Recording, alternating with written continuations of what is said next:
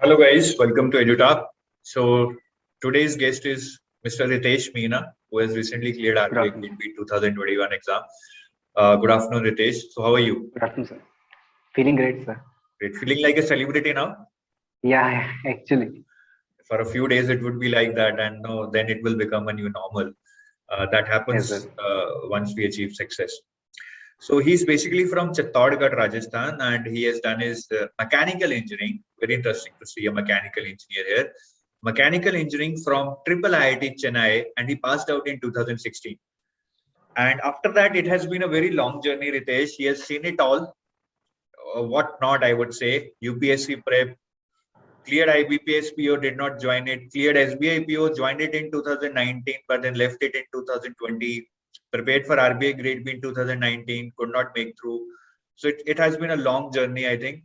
He has seen it all, but has finally tasted success. So Yes, Ritesh, sir. my first question is that when you go through so many downs, I would say, not any up, it's not easy to get selected and do not join when you didn't join IBPS PO.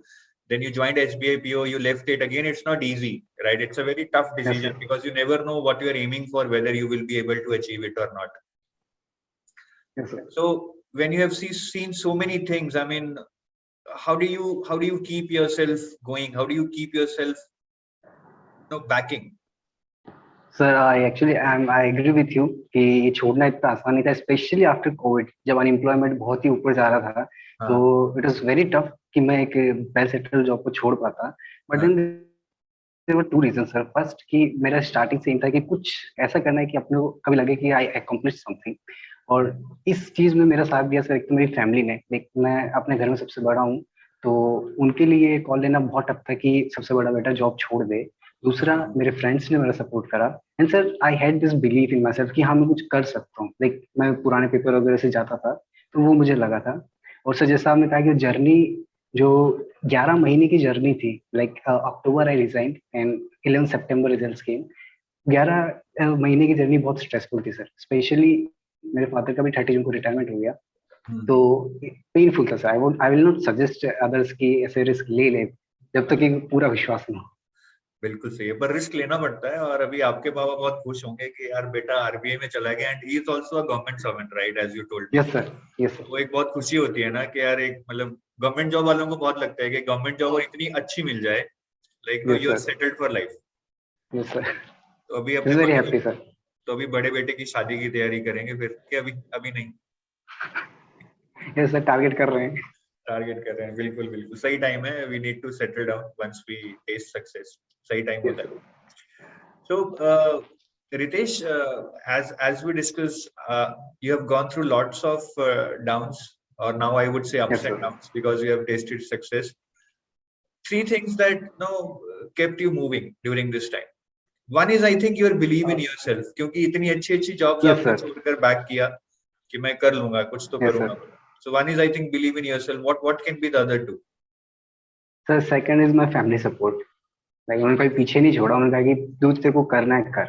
And हाँ, third thing sir, God's grace, I met very great people. उन्होंने हमेशा मुझे बोला कि तू छोड़ सकता है, तू कर सकता है. Even my staff member used to encourage कि सर आपको पोटेंशियल है, आप छोड़ के कुछ कर सकते हो. तो मुझे लगा कि हाँ यार, अगर इतने लोग कह रहे हैं तो जरूर है ही ये तो. और मुझे खुद भी था. तो ये चीजें मुझे कीप गोइंग रखा. बिल्कुल बिल्कुल। And Ritesh, you have been through UPSC prep previously. तो आपको क्या यस लगता सर. है कि how did your UPSC prep help you here? Sir UPC preparation help me lot through this because बहुत सारा सिलेबस ओवरलैप भी हो रहा था मेरे लिए. तो Hmm. like economic ESI was very easy for me. And then management part sir, I had this PubMed as optional in my UPSC. तो Hmm. मेरा मैनेजमेंट पार्ट वहां से कवर हो जा रहा था.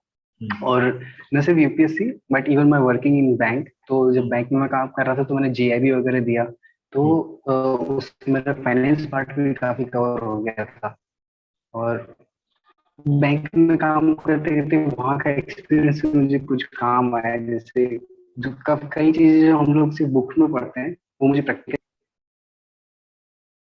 बिल्कुल। तो अगर हम ये समझें कि आपकी प्रिपरेशन ने हेल्प किया, वो ठीक है, लेकिन एक क्वेश्चन जो मेरे दिमाग में भी आ रहा है गैप ईयर्स को लेकर। यस अ, सर. बहुत सारे यूपीएससी एस्पिरेंट्स का they have gap years. It's a common thing because UPSC preparation takes prime years of your life. So sometimes they are worried that with the gap years they will not be able to select it.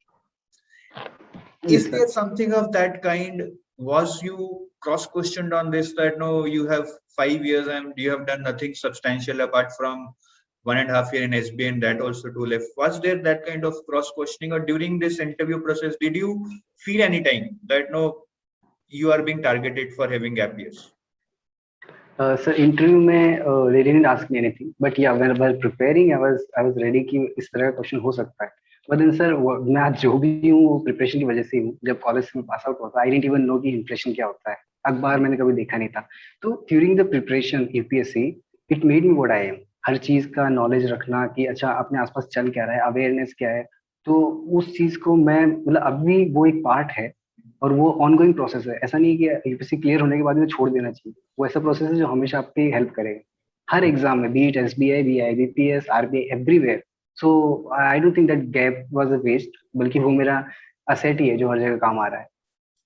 बिल्कुल, ये आपका बहुत ही सही जवाब है. और जो लोग यूपीएससी की तैयारी कर रहे हैं गैप ईयर्स के साथ, I think this is the answer you can even give in the interview, that sir if I am sitting in front of you today, I think it is because of the knowledge, because of the things that I have learn during my UPSC preparation. तो उसके आगे वो आपसे पूछेगा नहीं कि why did you have gap years. बहुत अच्छा आंसर है ये आपका. Now again, for a UPS, being a UPSC aspirant, you can answer it better. That for a serious, I'm talking about a serious UPSC aspirant. Yes, sir. How much time you would recommend to prepare for RBI? Sir, as I said, it's a process. जब आप prepare कर रहे हैं तो कभी time bound मत करो. जो चल रहा है उसे चलने दो. स्टिल अगर बहुत सीरियस एस्पिरेंट है तो मैं कहूँगा कि इवन 6 months आर इनफ. अगर वो एकदम प्रॉपर जो, क्योंकि मैंने आपको पहले कहा कि ये सही अगर कवर है, उसके लिए फाइनेंस एक नया हो सकता है. And if is not from public administration तो मैनेजमेंट एक नया पार्ट हो सकता है. बट ये लोगों को इतना पढ़ने का आदत हो जाता है कि उतना ये 6 महीने में कवर कर सकते हैं अलॉन्ग विद द रिविजन. तो वो है. But there is some difference specially during the prelims. Prelims में क्या है सर, सीसेट से जो आरबीआई का प्रीलिम्स है वो थोड़ा सा क्वांट थोड़ा टफ आता है. रीजनिंग जो डिफरेंस आ जाता है वो आता है करंट अफेयर्स का. लाइक जो हम यूपीएससी में करते हैं इज मोर अबाउट एनालिटिकल कि आपको थोड़ा पता होना चाहिए. But when it comes about the RBI तो ये थोड़ा सा फैक्चुअल हो जाता है. और यहाँ पे काफी सारे ऐसे एरियाज कवर करने पड़ते हैं जैसे कि स्पोर्ट्स हो गया या फिर मूवी अवार्ड्स हो गए, जो कि हम नॉर्मली यूपीएससी में नहीं फॉलो करते हैं. तो वो एक बेसिक डिफरेंस आ जाता है.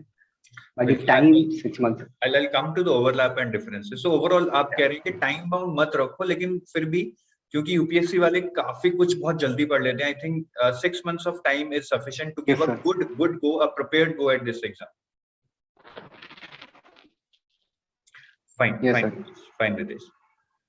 So now coming on to the next part, Ritesh, what is the importance of newspaper during this preparation? So newspaper is like important in any exam, just not RBI, and it played the crucial role during my interview preparation. क्योंकि sir interview में जैसे जैसे एक दिन गुजरता है आपका syllabus बढ़ता जाता है, आपको नई नई चीजें आती रहती है, तो वहाँ पे बहुत इंपॉर्टेंट है. दूसरी बात सर ये जो आपका डिस्क्रिप्टिव पेपर है उसमें आपकी बहुत हेल्प कर सकता है. क्योंकि अगर आप डेली पढ़ रहे हैं, like if you are reading on daily basis, तो आपकी रीडिंग हैबिट बढ़ जाती है और आपकी स्पीड बढ़ जाती है, which comes handy in the RBI exam. Compression reading आप वहाँ पे जल्दी डिड्यूस कर पाते हैं. दूसरी बात, अगर आप एडिटोरियल वगैरह से गो थ्रू हो रहे हैं डेली, तो इवन अगर आपको फैक्चुअल चीजें याद नहीं, बट एक पैटर्न आपको समझ में आने लगता है धीरे धीरे कि हाँ इन्होंने पहले इंट्रोडक्शन दिया, कैसे इन्होंने ये पूरा समा बांधा है कि आदमी पूरा पढ़ता रहे, और वोकेबुलरी भी आपकी रिच हो जाती है. तो वो वहाँ पे काफी हेल्प करता है. Other than it's a source of current affairs, that is thing. But मैं वो बता रहा हूँ जो काफी लोग इग्नोर कर देते हैं कि ये उसमें भी काम आता है. Very good. मतलब पर if you are preparing current affairs from newspaper, how do you remember them? Do you make notes on daily basis? नहीं सर, उसके लिए जो साइट्स है, लाइक इसलिए मैंने बोला कि करंट अफेयर इतने कम टाइम में रोज उससे notes banana it's not possible. तो बेटर है कि काफी सारी साइट्स है, तो उसके ऊपर आप जैसे एग्जाम IQ स्टडी वगैरह है जिनका यूट्यूब चैनल्स पे भी अवेलेबल रहता है, और उनके खुद के डेली बेसिस पे करंट अफेयर्स आते हैं, तो उससे गो थ्रू हो सकते हैं. और मैं तो सर एवर नोट यूज करता था, तो जो भी मुझे इंपॉर्टेंट लगता था I used to copy paste in this and I used to revise जब भी टाइम मिल जाए. तो उस तरह से सर मेन इसमें रिटेंशन ही है. तो बेसिकली मतलब अगर हम न्यूज़पेपर की बात करें तो जो मेन पर्पस है न्यूज़पेपर पढ़ने का, एक तो हो गया कॉम्प्रिहेंशन, कि आपको वो Yes, sir. कॉम्प्रिहेंशन में हेल्प करेगा। Yes, sir. दूसरा हो गया है आपका डिस्क्रिप्टिव राइटिंग में, वो आपको हेल्प करेगा क्योंकि कहीं ना कहीं आपको नॉलेज मिलेगी उससे। बिल्कुल सर।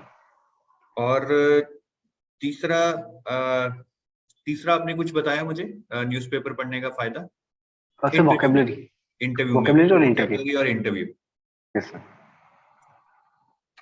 वेरी गुड, ठीक है। तो आप कौन सा न्यूज़पेपर प्रेफर करते थे ड्यूरिंग योर प्रिपरेशन? सर पहले द हिंदू, बट फिर जैसे बैंक में बिजी रहने लगा तो इंडियन एक्सप्रेस, क्योंकि वो थोड़ा जल्दी फिनिश हो जाता था। बस ये दो ही देखा। बिल्कुल। Okay, now we will move on to the preparation part for phase 1 and phase 2. We will discuss the overlaps there and what are the differences. Yes, So sir. when we come to phase 1, Ritesh, Yes, sir. what do you think is an overlap that is common between UPSC prep and RBI prep, and what is that Yes. something which is different in phase 1?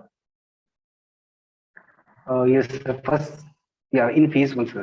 First, I'll come to the part which is different. As I already mentioned, कि quant और reasoning थोड़ा सा tough हो जाता है वहाँ से. So उसके लिए अलग से like you have to prepare, you have to practice more. उतना CSET में जरूरत नहीं पड़ती है. Coming to English part, it's almost overlapping. तो उसमें इतना issue नहीं है. और coming to the GK part, आपको analytics से factual में switch करना पड़ता है.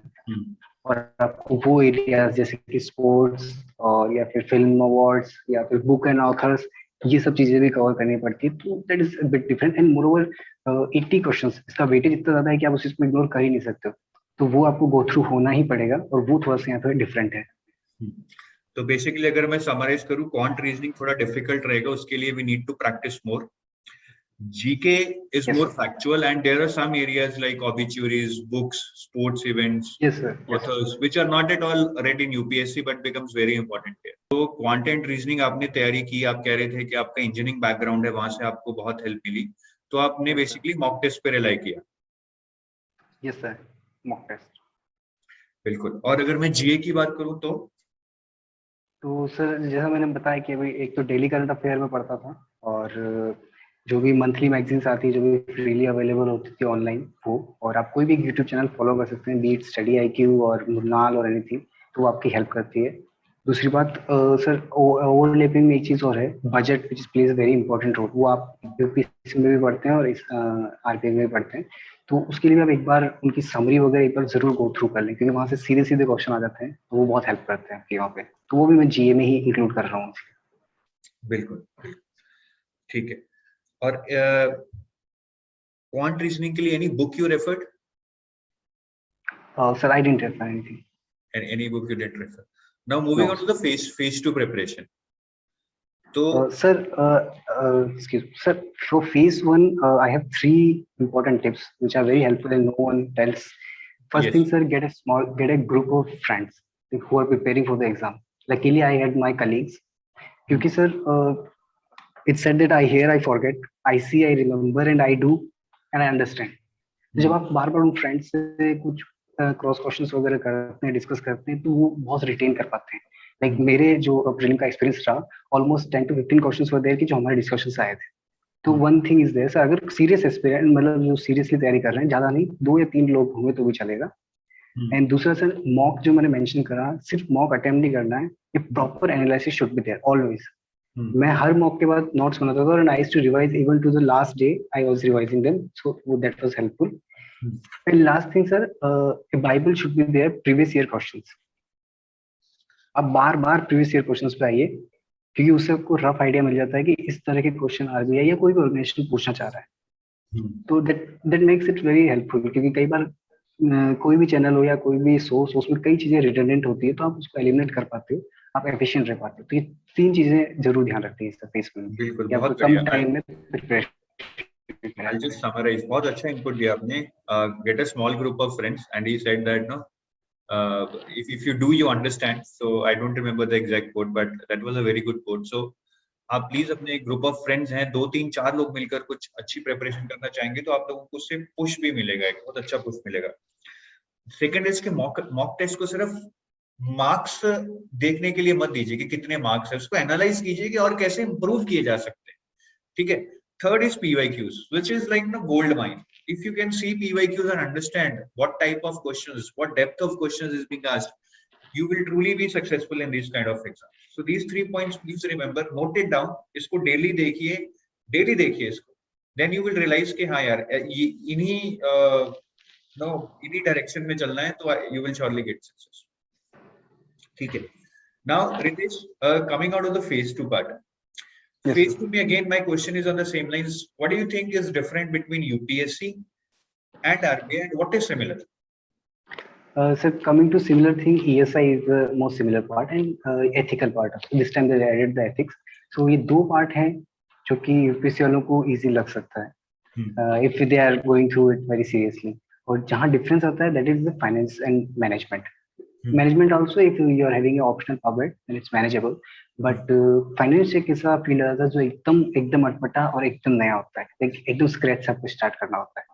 वो एक जगह फंसने का है. अदरवाइज इंग्लिश में precis writing is there which we don't have there, और होता भी है तो कई लोग उसको बहुत लाइट ले लेते हैं, बट यहाँ पे वो बहुत ज्यादा मैटर कर जाता है. एंड कमिंग टू ऐसे पार्ट, तो ऐसे for UPSC people it will be very easier, क्योंकि वहाँ पे वो 1200 वर्ड्स का लिखते हैं, तो it's pretty easy for them. But the only knuckle point is finance thing. Fine, ये बहुत अच्छा बोला आपने, अटपटा है वो. यूपीएससी वालों को अटपटा लगता है, तो गाइस प्लीज उसको आप जरूर पढ़िए अगर आप आरबीआई कर रहे हैं. It is very very scoring question FM. तो आपने ईएसआई से चलते हैं, which is almost similar to what we study in UPSC. I think the only difference is in ESI there are some current affairs which come in the exam very factual nature, for example from reports and schemes. तो उसको एक UPSC candidate कैसे tackle कर सकता है? Sir ESI part दो चीजों में से एक, जो पहले से यूपीएससी प्रिपेयर कर रहे हैं, I won't ask them to change their source. जो भी उनका सोर्स है उसी के साथ कंटिन्यू करते रहें, और उस चीज को करंट से हमेशा जोड़ते रहे. जैसे कि अगर कोई एसएलआर सीएलआर वगैरह पढ़ रहा है और इन बिटवीन कहीं पे आरबीआई ने वो चेंजेस करे हैं, तो उससे रिलेट करें, अच्छा इन्होंने इतना चेंज करा है, तो उससे आप उस चीज को रिटेन ज्यादा कर पाएंगे. जो हम कहते हैं फैक्चुअल है, उसको अगर आप करंट से जोड़ देंगे समझने के लिए, तो उसको आप वो फैक्चुअल नहीं रह जाएगा, तो आपको याद रहने लगेगा. और जो एकदम स्क्रैच से स्टार्ट कर रहे हैं, like if they don't have any experience in ESI, then there are books available. जैसे मैं sir I had this yellow book from Vajiram institution, तो मेरा वही कब से चल रहा था, तो मैंने चेंज नहीं करा, मैं उसी को कर रहा था. और जो नए लोग हैं वो 11th-12th की जो इकोनॉमिक्स है उससे एक बार स्टार्ट कर सकते हैं. और otherwise Mrunal lectures are there which will very helpful and they will understand the concept very lucidly there. वो एक है. और फैक्चुअल का सर फिर से वही एक तरीका है कि आप लिखिए और उसे बार बार पढ़िए, कि अगर आपको पता है कि आप इस फैक्ट को वहाँ यूज करने वाले हैं, then you should retain it. Otherwise, there is no other go. बिल्कुल. Now I come on to the FM part.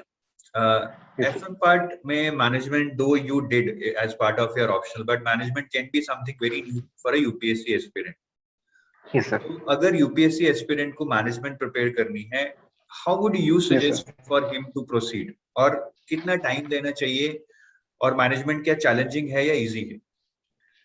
Sir, management, I feel it's very easy. Although it's theoretical, but the moment you start to enjoy the concepts, कि वो कैसे team making को कितना importance बता रहे हैं, या फिर वो एक तरह से साइकोलॉजी बता रहे हैं आपको, तो उस चीज से आपको उसमें इंटरेस्ट आने लगेगा, you will start to cover it. Now problem comes if you are not a public optional. अगर आपके पास public option नहीं था, तो यहाँ पे सर एक चीज काम आई थी, मैं आपको बताता हूँ. ये सिलेबस है. आरबीआई का सबसे बेस्ट पार्ट क्या है कि वो आपको सिलेबस प्रोवाइड कर देता है, और वो कभी भी उससे बाहर नहीं जाता. तो I used to just take out the syllabus, मैंने उसको लगा रखा था, always I used to come there. तो फाइनेंस में जो एक टॉपिक होता था, बस उसको पर्टिकुलर उस टॉपिक को पढ़ता था थोड़ा डेप्थ में, कि हाँ यहाँ पे ये है, उसको समझ के आगे बढ़ता था.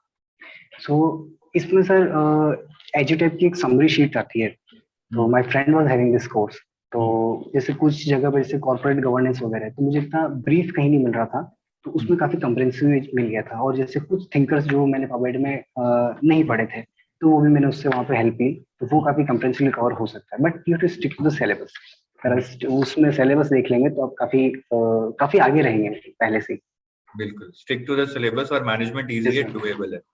और अपने फिर फ्रेंड को थैंक यू बोला आपने, जिन्होंने आपको वो एडुटेप का मटेरियल दिया था. बिल्कुल सर, पार्टी है बहुत बढ़िया.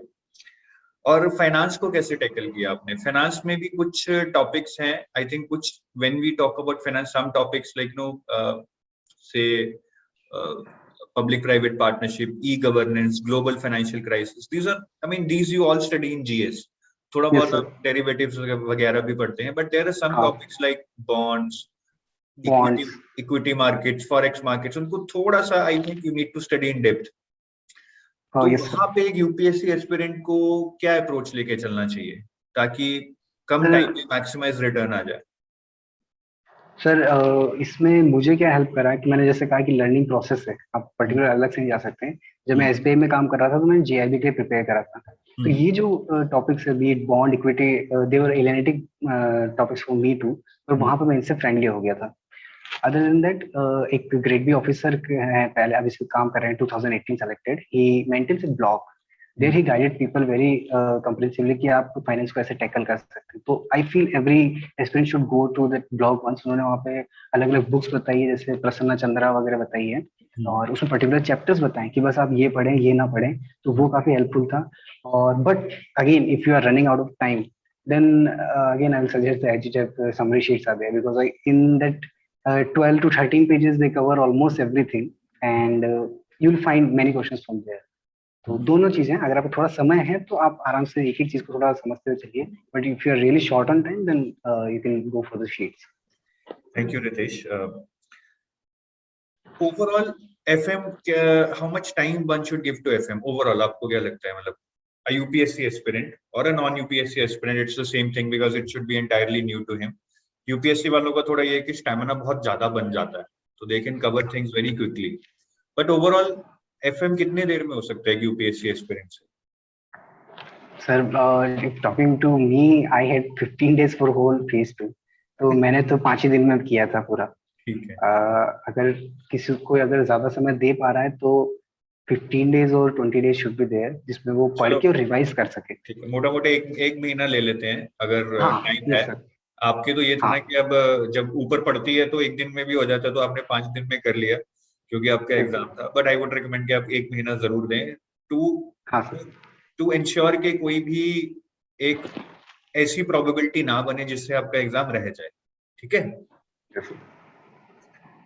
Now coming on to this descriptive part, which is now very important. It's there in descriptive English, FM, ESI. Yes. Now normally it is believed that UPSC aspirants they are already aware of this thing, how descriptive answers needs to be written.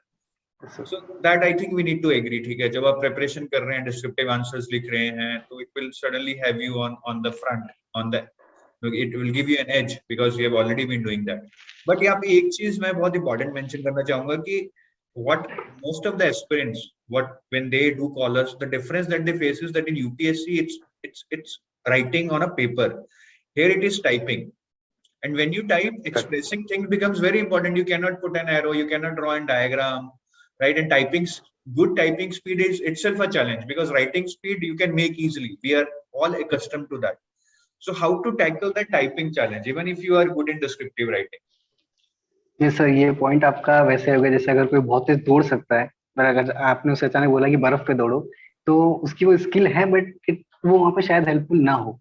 तो same thing I face, because हम लोगों को आदत, like being a UPSC aspirant, I had this habit of drawing flow charts, ताकि कम शब्दों में या कम उसमें मैं ज्यादा बता सकूं। But one thing was common कि मैं यहाँ पे भी पहले आंसर को पूरा एक तरफ एनालाइज करता था, उसके बारे में सोचता था मुझे यही लिखना है। Because if you start very soon कि हाँ बस क्वेश्चन पढ़ा और आंसर लिखा, तो बीच में जाके आपको सोचना पड़ेगा और तब आप थोड़ा फंबल कर सकते हो। But if you organised answer, तो आपको बस उसको वहां पे उतारना है। इसके अंदर एक चीज है सर कि आप पैराग्राफ की बजाय पॉइंट्स में आंसर लिखिए, क्योंकि पॉइंट्स वो बहुत जल्दी जल्दी पढ़ लेगा और वो काफी कुछ आपका कवर कर देगा।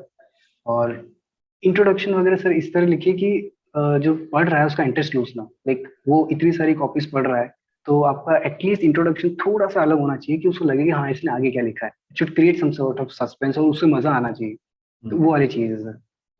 बाकी वो लिमिटेशन आपने एकदम सही कही कि डायग्राम्स और ये नहीं है तो थोड़ा लिमिट हो जाता है, वो एक्सपीरियंस होता है बट वो एज थोड़ा कम हो जाता है वहां पर। बिल्कुल। सो आपने कितनी टाइपिंग प्रैक्टिस की थी बिफोर द एग्जाम? आपके पास टाइम नहीं था तो ज्यादा नहीं की होगी।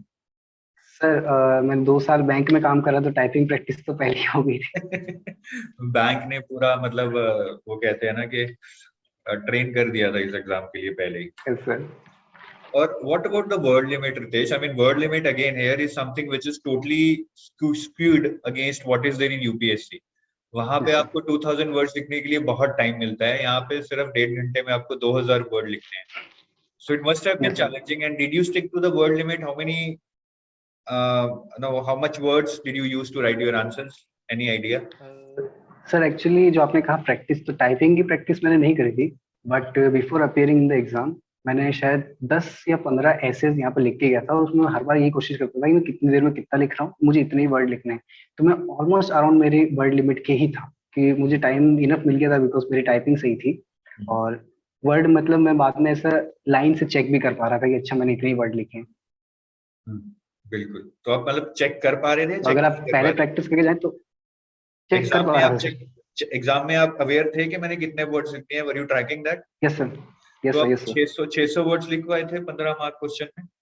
Yes sir, yes sir. लिख पाए थे? Very good. Yes sir. Very good. Because many of the candidates that I have talked to, they have not been able to write 600 words because they were short on time. But again, I think it's your UPSC experience that helped you out there. ठीक है. Now moving on to the descriptive part, Ritesh. Descriptive part mein again, essay was something which you would have already some practice about being a UPSC aspirant. But then there the word limit is a challenge, right? I mean, there the essay is much bigger than here. So how to adapt to that? How can one adapt to that? So again same thing, practice. That 10 essays I wrote. Starting मैंने उसमें थोड़ा difficulty face करा कि मुझे आदत थी वैसे लिखने की, कि 1200 में जा रहा हूँ, उसमें जा रहा हूँ. पर 1 2 3 5 का मुझे थोड़ा फ्लो में आने लगा. 6 7 और 10th और 12th तक मुझे लग गया था कि हाँ मैं उसको कवर कर सकता हूँ. सो एक बार स्टार्टिंग में इट माइट लुक कि हाँ डिफिकल्ट है, बट आप थोड़ा सा प्रैक्टिस करेंगे वो बहुत हैंडी हो जाएगा. तो इसमें बिल्कुल भी वो नहीं है कि बहुत टफ है. So अगर मतलब मैं आपसे descriptive writing के, तो what I can understand, if I ask you 3 points to become good in descriptive writing, वो practice, practice और practice ही होंगे. Practice, yes sir. बहुत अच्छे. And what about Pressy, Ritesh? Again, this is something which I mean we are not used to practice in schools also, और उसके बाद तो we never write presses, and this is not asked in UPSC. So again, an UPSC aspirant, what he needs to do to write a good Pressy? Sir, actually आप sir UPSC में भी they started to ask the Pressy. Okay. But generally लोग उसको avoid कर देते हैं, और problem कहाँ आती है कि जब रूल्स ही पता नहीं होते कि उसको लिखना कैसे है. तो प्रैक्टिस तो आप ऐसे भी बाकी चीजें कर रहे हैं, प्रेसी में आपको इतना सा करना है कि एटलीस्ट 5 कोई भी यूट्यूब वीडियो देखिए जिसमें आपको बता रहा है कि प्रेसी के रूल्स क्या है, कि आपको स्टार्ट कहाँ से करना है, आपको उसका टाइटल लिखना भी है कि नहीं लिखना है. काफी माइन्यूट चीजें होती है जो वहाँ पे जरूरी हो जाती है. उसके बाद अगर आप प्रैक्टिस कर पा रहे हैं तो 1 या 2 प्रेसी प्रैक्टिस करेंगे तो इनफ है. तो बेसिकली रूल्स सीखना सबसे ज्यादा जरूरी है, ताकि आप मतलब एक टेम्पलेट तो आप सही डाल के आए वहाँ एग्जाम में. Yes sir, yes sir, yes sir. What about writing a precis? Is it has to be written in own words, या फिर वहीं से हमें लाइंस चुरा के बस उसको छोटा करना है? नहीं सर, वो चुरा के मत करिए. You have to write in your own words, और वही इसीलिए मैंने 2 बार प्रैक्टिस के लिए बोला है. ठीक. तो ओवरऑल अगर मैं समराइज करूं, Ritesh, correct me if I am wrong somewhere, for a UPSC aspirant, since I have now been discussing with you on these lines itself, for a UPSC aspirant, for phase 1 GA, which is very important, can be deadly because you are more oriented towards concepts, but here it is totally factual. And then there are some areas like books, authors, sports events, obituaries, which are not at all studied in UPSC. They need to be studied here. Quant and reasoning, you might have some practice while you are preparing for CSAT. But here the level is different, so you need to practice a lot. And if you have a decent mathematical background, then you can go for a lot of mock test. English is manageable. Then coming out of the phase 2, ESI is almost similar, and I think if somebody has just 5 days, then he can even ignore ESI. I mean, that is the best bet he can have.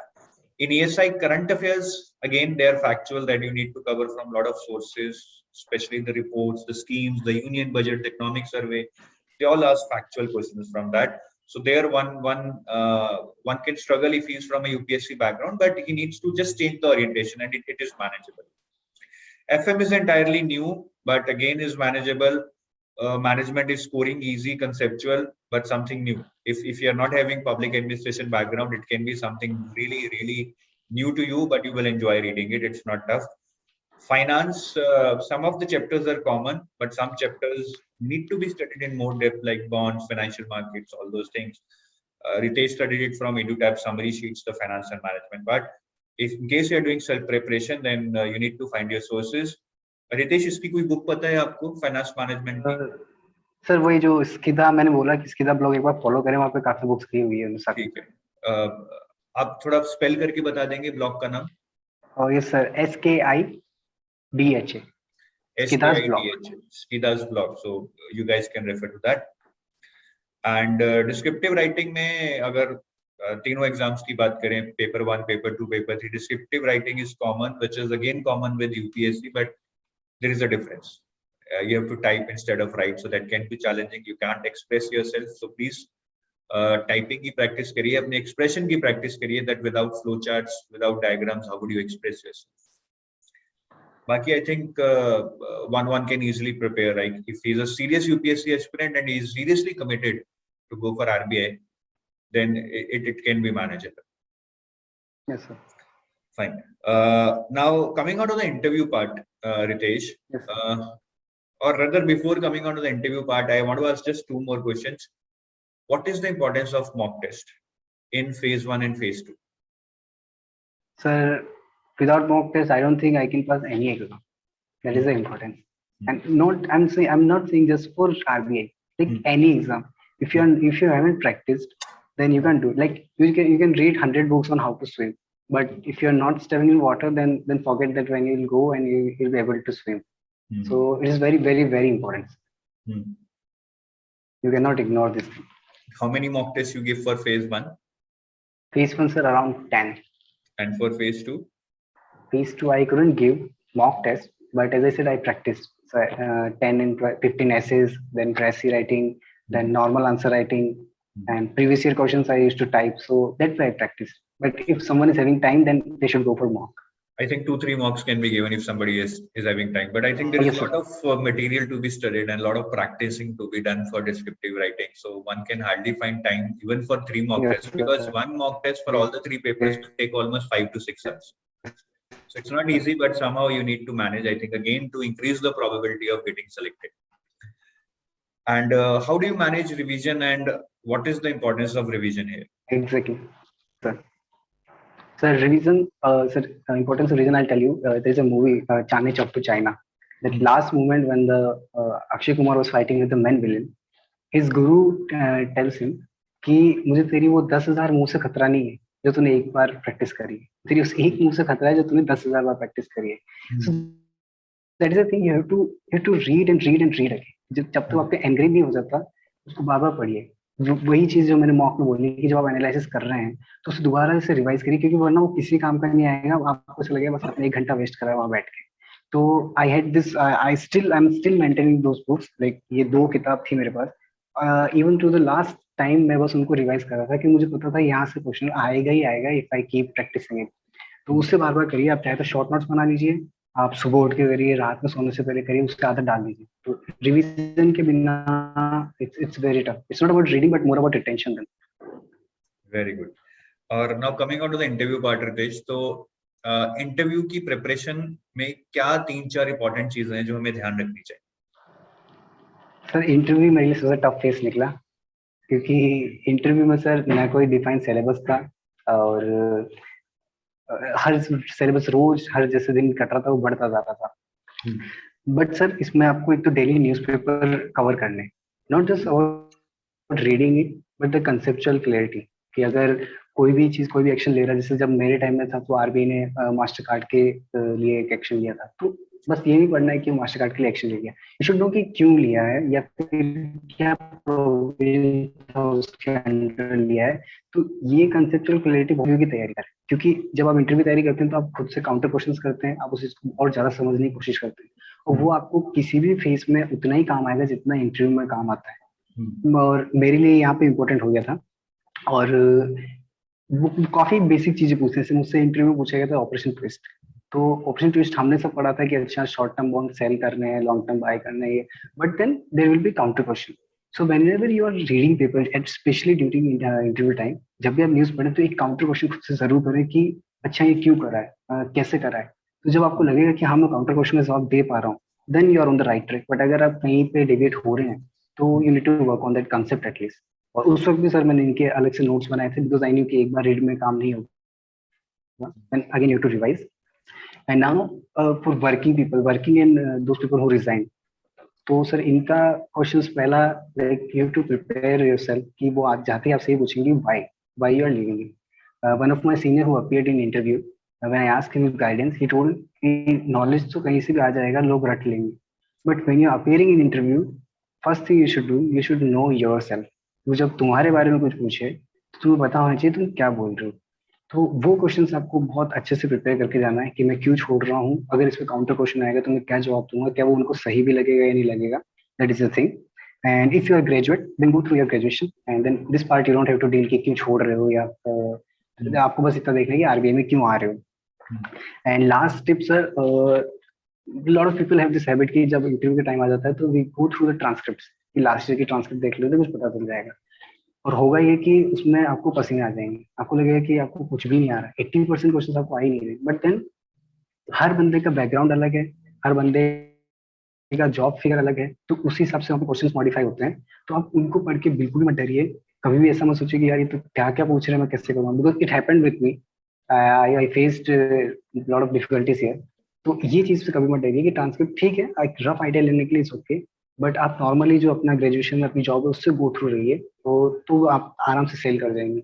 हम्म, बहुत बहुत अच्छा point है ये बहुत एक common चीज है। People do go through the transcripts and then they get tense कि यार हमें तो कुछ नहीं आ रहा है, but then it is related to their background and sometimes it is related to what they have answered in the question, right, the previous question. Yes sir, तो यस जो सर, आप फीड कर रहे हैं, जो आप बोलेंगे, उन्हीं पे क्वेश्चन आएंगे। तो अगर आप उनकी जगह होंगे, आप कुछ और बोलेंगे तो कुछ और क्वेश्चन आएंगे। तो ये चीज समझिए कि बहुत जरूरी है। Interview can be driven. और कोई इंटरव्यू के लिए टिप्स लेना चाहे, आपने इंटरव्यू से पहले कुछ बुक्स वगैरह पढ़ी थी कोई, sir. Raghuram not Rajan? Not books, but I read this RBI document. RBI document से हो सकता है डायरेक्ट क्वेश्चन में मुझे, बट सर बहुत एक्नॉलेज मिल जाता है कि अच्छा यहाँ पे यही हो रहा Which है। RBI document are you talking about? Sir annual report will be there, and then bulletins will be there, and one working function document is there. The working function document is very important, जिसके अंदर क्यों सारे department से क्या काम है वो सब है। क्योंकि वो सर मैंने पुरानी ट्रांसक्रिप्ट में देखा था कि they were asking few questions from there, तो मैंने वो पढ़ा था। अगर ये सब नहीं हो पा रहा है then no need to take tension, try to cover.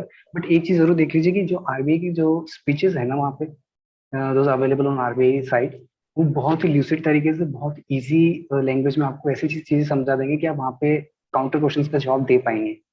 क्योंकि वो खुद आरबीआई के गवर्नर्स, डिप्टी गवर्नर्स ये सब देते हैं, तो they make it very very very lucid.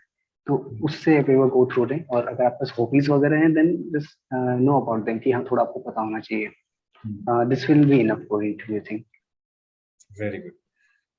और एचआर क्वेश्चंस में क्या पूछा उन्होंने आपसे, apart from why did you leave your job और something they ask you sir about बस वो योर मेरा एम्बिशंस? उतना ही लिमिटेड था सर। एक यस एक ही क्वेश्चन पूछा। और is it necessary in interview to answer all the questions? Can you say no politely? Sir, I said no to the very first question, like okay, they asked me something and I was like कि I remember half of it but I can't tell everything, so yes you can say, even they know that you can't know everything, हाँ, so yes you can say, don't try to bluff there. Exactly, because ये बहुत common question होता है। और many of the candidates who are no they are very good candidates but they become nervous in the interview once they are not able to answer one or two questions. So my suggestion to them would be, guys, don't be nervous. ये common है। जितने भी, अगर 100 लोग interview देके आए हैं तो हर एक ने 3-4 क्वेश्चंस का आंसर नहीं दिया है। और अगर आपने सारे क्वेश्चंस का आंसर दिया तो that also does not necessarily mean कि आपका इंटरव्यू अच्छा हो। It's a discussion, they want to know your opinion. अगर आपको नहीं पता है तो ठीक है, लेकिन जहां आपने अपना ओपिनियन दिया वो कैसा था, क्या वो पॉजिटिव था, नेगेटिव था, डिप्लोमेटिक था, क्या था, वो ज्यादा मैटर करता है। तो इस चीज का बहुत ध्यान रखिएगा, ठीक है? दे जज you on the basis of what you say rather than what you pass. ये बहुत इंपॉर्टेंट है आप लोगों के लिए जानना। तो रितेश, बहुत अच्छा इंटरव्यू रहा यार, बहुत अच्छे आपने पॉइंट्स बताए। अगर और भी कुछ इनसाइट्स हैं आप शेयर yes sir, करना चाहेंगे कुछ जानने को? कुछ हाँ हाँ like जरूर। in this small journey I just made few points which are very important जो कि Yes. शायद इसे नहीं बताएंगे.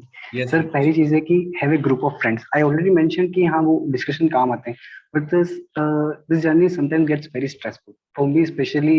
Whole 11th months were very stressful. तो these bunch of friends they act as a safety valve for you. तो वो कुछ दोस्त हैं, उनके मैं नहीं कह रहा कि 1000 दोस्त होने चाहिए, बट वो कुछ अच्छे दोस्त हैं जिनके साथ आप कांटेक्ट में रहिए. जब भी आपको स्ट्रेस फील होता है then just talk to them, vent out कि हाँ ठीक है कोई बात नहीं हो जाएगा, and they are always supportive. तो ये एक चीज जरूरी लगी मुझे. दूसरी बात sir, you should be very positive. Like जब भी हम लोग स्टार्ट करते हैं वी सी दैट ओके यार एक 150 सीट है तो 250 सीट है, मैं कैसे आ सकता हूँ. So that fear comes in everyone. What I used to practice, it might be a bit funny, but जब भी मैं वॉशरूम या कहीं भी जाता था जहाँ मिरर आ जाता था, then I used to address myself कि okay RBI grade B officer Ritesh Meena. So it will bring a smile on your face. Okay, he might be a possible. So it will bring a positivity in you. And one thing I already told, that from day one, please prepare for the interview, because it will make your understanding very lucid. आप आराम से interview तक बिना interview के भी जो पहले वाले फेसेस है उनमें भी आप आराम से क्वेश्चंस डिड्यूस कर पाएंगे, आंसर लिख पाएंगे. और can you repeat this point, Ritesh? Sir, the prepare for interview from day one. Okay. And then don't limit yourself to the books. Like sir, मैंने जितना भी पढ़ा उसमें मैंने कहीं भी IPO वगैरह फेस नहीं करा था. But I used to do this share market thing. I used to apply for IPOs. और फाइनेंस वाले पेपर में जब पहला ही क्वेश्चन उन्होंने पूछा IPO पे, तो लाइक यार ये मजा आ गया. सो यू शुड नो कि हाँ मुझे बुक से ही सीखना है. Be aware of your surrounding, आपको बहुत कुछ सीखने को मिलेगा. और लास्ट ये सर कि ये लॉन्ग प्रोसेस है. इन हैंडसाइड इट माइट बी कि हाँ 15 दिन तो करा है या 1 महीना करा है, 6 महीना करा है, but then I already mention कि मेरी प्रिपरेशन तो शायद 2016 से स्टार्ट हो गई थी जब मैंने यूपीएससी स्टार्ट करा, क्योंकि तब से मैं पब्लिक कर रहा हूँ, तब से मैं ESI कर रहा हूँ. तो इट्स ए लॉन्ग प्रोसेस. ऐसा नहीं है कि आप ये टारगेट कर ले कि हाँ मैं 15 दिन में कर दूंगा, 20 दिन में कर दूंगा. So this is the thing. Other than that, if you can do, then go for the physical exercise and 5 minutes meditation will be enough. तो ये आपको काफी फ्रेश रखेगा और अवेयर रखेगा. Very good points, Ritesh. I'm noting them down just in case we want to share it with some future aspirants, maybe with your name, that learnings from Ritesh Meena, RBI Grade B Officer 2021. So I'll try to make some videos out of these learnings, so that people get to know what successful people follow, what successful people do. Because many a times, as you say, physical exercise we don't do, we feel that it's a wastage of time, but ultimately it's killing our efficiency. Yes. So these things are very important, and if they listen from you, I surely think that it's gonna make a lot of difference. Because when we say, they're like, no sir, we want to read, we want to give our best. But overall, I think it was a very interesting interview, Ritesh. बहुत ज़्यादा points मिले हैं. I think I've noted down the maximum in this interview than in any other interview. मेरा पूरा sheet भर गया है. So thank you once again for taking out time. ठीक है, अब enjoy करो. Joining से पहले थोड़ा relax करो, and then I think it's gonna be a lot of work for you. Yes sir. Thank you sir. Thank you. Have a nice day. Bye bye. Bye.